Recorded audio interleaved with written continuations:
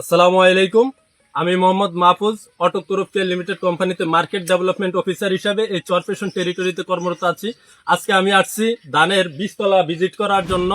আমরা এখানে আসার পরে একজন ধান চাষের আদর্শ উদ্যোক্তার সাথে দেখা হলো। আমরা ওনার বীজতলা দেখার জন্য আসছি, ওনার সাথে পরিচিত হব, ওনার নাম পরিচয় জানবো।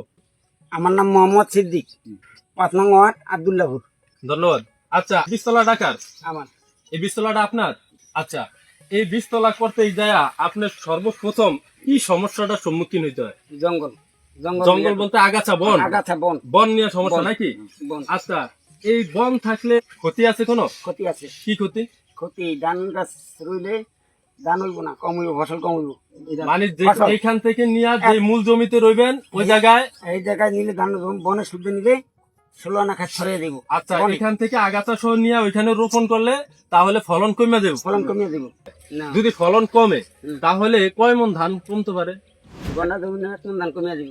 এই বনের কারণে গন্ডা জমিনে 1 মণ ধান 1 মন ধান কমবো, তাহলে প্রতি বিঘা আমি ধরলাম 4 মন ধান কমে দেবো নাকি? 4 মণ ধান। আচ্ছা, 4 মন ধানের দাম বর্তমান বাজারে আছে কত? 4000 টাকা। 4000 টাকা আছে নাকি? নিম্ন 4000 টাকা আছে নাকি? এই 4000 টাকা ক্ষতির হাত থেকে আমরা বাঁচার জন্য আমরা কি পদক্ষেপ নিতে পারি একটু বলেন তো? আমাকে ইয়া জ্বালা বন্যা এত জ্বালা 60 আঙ্গুল হইলে ইয়া দিতে হবে, গ্রানাইট। গ্রানাইট দিতে হবে। কোন গ্রানাইট? এই যে এটা? এই যে গ্রানাইট। এই গ্রানাইট দিতে হবে?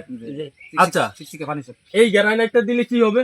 একবারে যত জঙ্গল আছে হাওয়া কদম শুদ্ধ ভবন সব নিমদারালি এলিনচালের নিয়ে সব মরিয়া মরে যাবো খাপ হয়ে যাবে।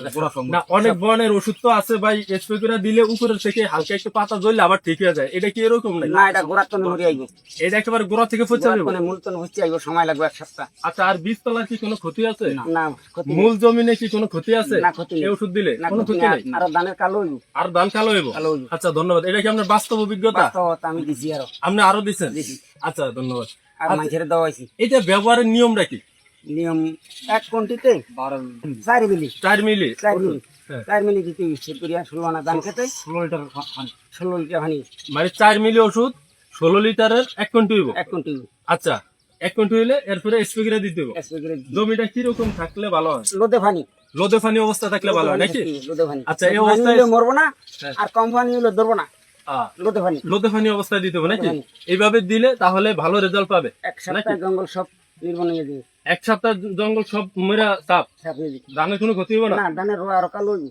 আচ্ছা, জি, ধন্যবাদ ভাই, আপনি খুব সুন্দর একটা তথ্য দিচ্ছেন। আপনার এই তথ্যের কারণে যারা চাষাবাদ করে আশা করি তারা উপকৃত হবে। সম্মানিত শ্রোতা মণ্ডলী, যারা আমাদের এই ভিডিওটা দেখতেছেন আপনাদেরকে অসংখ্য ধন্যবাদ। আসসালামু আলাইকুম।